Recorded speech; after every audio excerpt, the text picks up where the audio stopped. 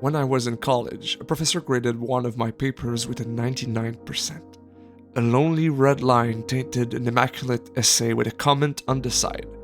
This paragraph is too long. When I jokingly asked my teacher about how hard he had to search to find that 1% to cut, he told me that it was important to him to remind us that nothing is perfect. In a sense, he is right. But sometimes, something will get as close as it gets, and any minor flaws appear as trivialities in front of such an accomplishment. Perfect becomes a word to describe a non-impeachable work that fully fulfills its vision.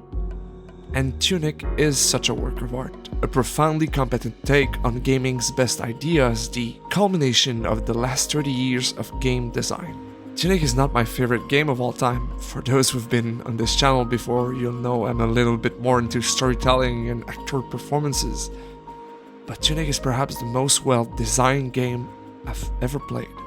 Perfection doesn't mean it's gonna be loved by everyone. It means that it achieves everything it sets out to do. It means that anyone that likes this genre will love this game. It reinvented or refined many experiences I've had with our medium's most iconic titles like Zelda, Dark Souls, Outer Wilds, and Hollow Knight. Tunic is a great inheritor of a tradition of excellence, and it's why I will structure this video around the lessons we learned from these games. Commenting on the obvious and subtle influences they've had, and how Andrew Schultes and his collaborators managed to assemble them all in a coherent, genre-defining experience. Tunic is a love letter to gaming's best entries, and I found myself wishing to return the favor.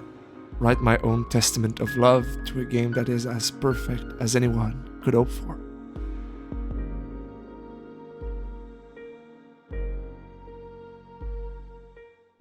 At its core, Tunic is a direct descendant of The Legend of Zelda.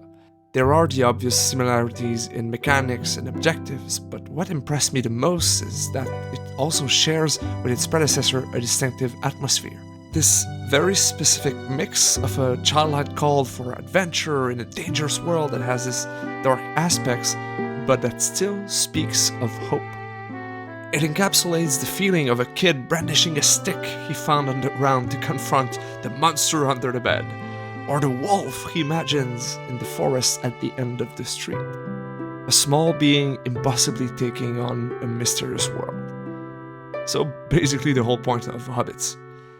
And I thought it was important to start with this because beyond the amazing game design of Tunic, there's a real sense of style, a cohesive vision that is his own, but that still reminds us of what we know. And because there's this direct link to be made between its world and the ones found in the Zelda series, the storytelling is not spelled out. It uses the fact that we already intimately know the beats of these kinds of tales to just gently point to it with almost no words used. And you know the elements I'm talking about. An ancient world trying to hold on to its ways, the naivety of thinking that the change you'll provide is the good one, the different artifacts found in different temples, a captive to rescue, etc.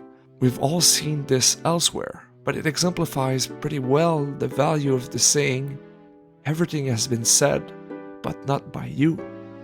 We know this story, but Tunic manages to make it feel compelling through its art design, its form of storytelling delivery, and with some of its most unique touch. By evoking story elements we're already familiar with, and by adding totally new ideas to a known formula, Tunic gives us the opportunity to feel the story before we understand it. One of the traits it shares with its second direct influence, Dark Souls.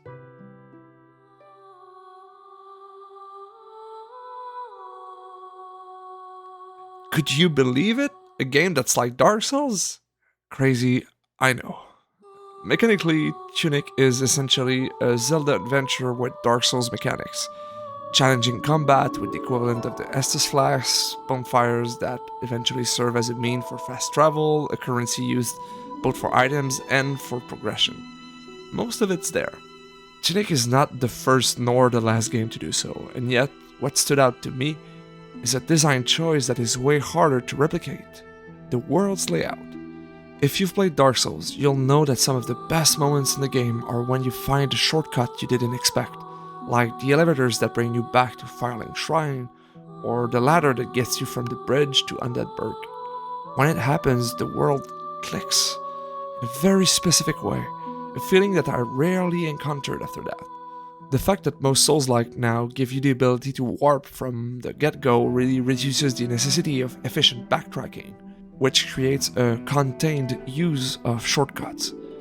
Tunic is the only game that gave me that feeling back, that wow moment where the dot connects and navigating the world feels like I just solved the Rubik's Cube. And Tunic has something that Dark Souls didn't have, a fixed perspective, an isometric camera which excels at hiding paths in plain sight. I had that feeling many times, to the point where I would say to myself, alright, from now on I'll be more vigilant and I'll find these hidden paths. And I would consistently fail to do so. I would go through a level and again find a shortcut that was accessible from the beginning. Not a one-sided locked door, no, just a ledge hidden by the perspective.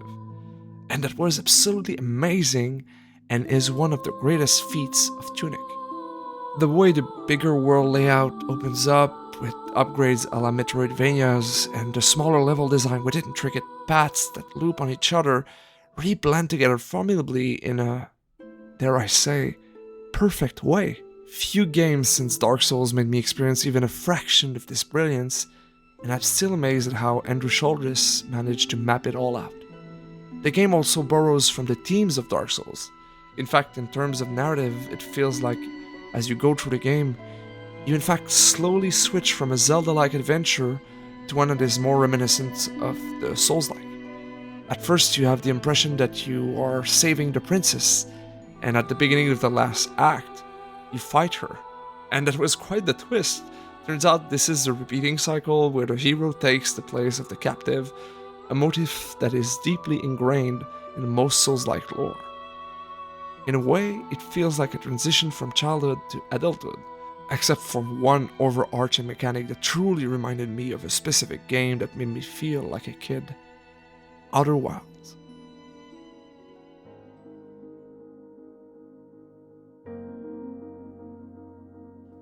Tunic has a very unique mechanic in the form of a game manual that is actually in the game. As you play, you'll find its pages, each of them giving a form of insight or even tutorial, some as simple as how you dodge or block, and others that will inform you that there was something you could have done all along, but just never knew how. The game is basically withholding its tutorial from you, and when it reveals itself, it's as if you've been in front of a locked door and someone tells you you've had the key this whole time. And this one design choice has so many fantastic implications, it is simply genius. And it reminded me of Outer Wilds. To be fair, I don't think it is a direct inspiration. Unlike Zelda and Dark Souls, Andrew Shoulders never mentions it in an interview I've seen. But it is an informative comparison and one that will help us grasp how effective it was to apply a knowledge-based design to the adventure genre. Outer Wilds is a good starting point because accumulating knowledge is basically the only mechanic. Unlike Tunic, there's no new item to find that unlocks a certain area, no power-up, no RPG mechanics. You are stuck in a 22-minute loop, and each one of them will, hopefully, teach you something about the world you're in and how to solve the larger puzzle. Once you know, you know. You could finish the game in the first loop if you wanted. And therefore, the game is truly playable only once.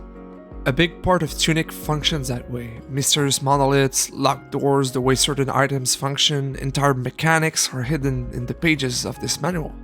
And it's not only about finding the pages, you also have to figure it out from there. Most of it is written in a made-up language, so you have to infer the meaning of images. And that had a very childlike feeling to me. As some of you might have noticed, just some of you I'm sure, I'm not a native English speaker. I'm from a part of Canada where we speak French, so as a kid, when I played video games, most of them were, well, in English, and it felt exactly like that. Mechanics hidden behind a non-readable language. Playing Tunic brought me back to that feeling. It recaptured a moment I never expected to live again. A side effect from the good old learning a second language.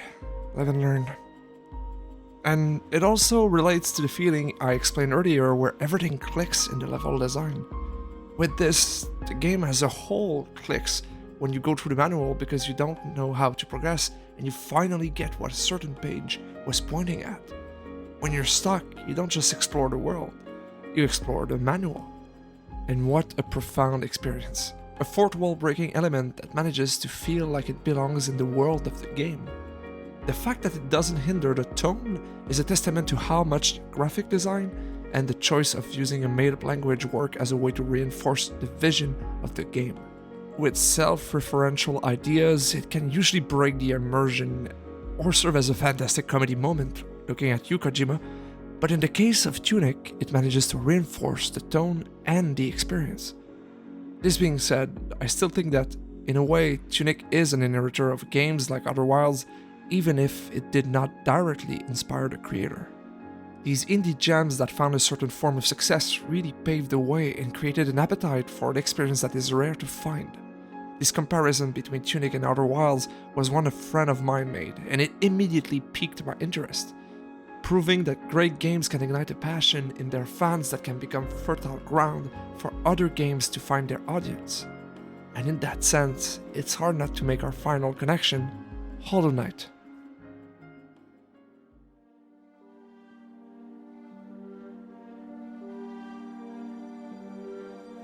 The similarities between Tunic and Hollow Knight are staggering.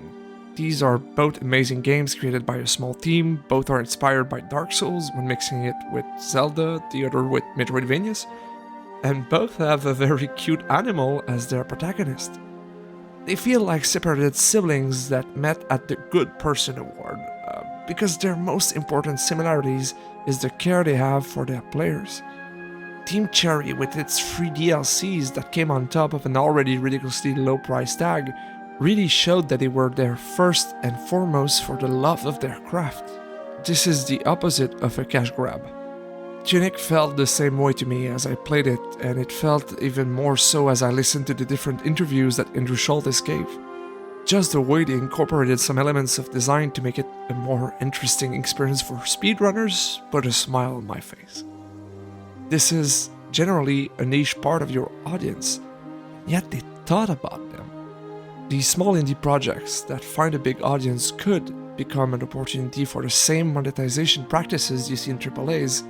A couple months ago, I made a video on this subject on how most people don't embark on such an ordeal because of the promise of money. They do because they have something to say. I picked Hollow Knight because both it and Tunic excel in their design, in their stories, in their style, and yet they managed to create two totally different experiences, two unique flowers that grew from the same root. The meaning of the words "everything has been said but not by you" become a lot clearer when you look at these two games.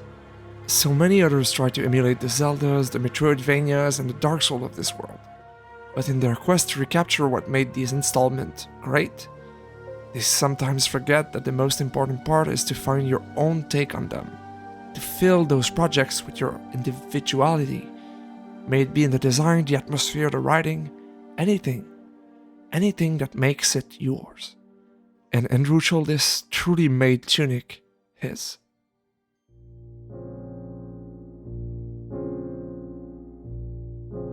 Inheriting a legacy in art is a complex notion. You can be inspired by a technique, a style, a form, a subject, or a general theme. And even when you don't do it directly, you can live on the shoulders of those who cultivated a sensibility to your art, a passion for the medium in which you chose to create. I chose those 4 games as Tunic ancestors because the link felt direct to me, but I'm sure others found their way to Tunic from different paths. And I find that connection between different works of art so compelling. No games are created or consumed in a bubble, they are always part of a larger network of ideas and experiences. And to play Tunic in 2023 made me feel a deep connection to that larger system, to the beautiful interactions that existed within the game industry, but also within me, within my journey that led me to the exact experience I've had with this game. That connection could only exist because Tunic is one of the few games that felt truly like a perfect expression of its creator's very unique voice.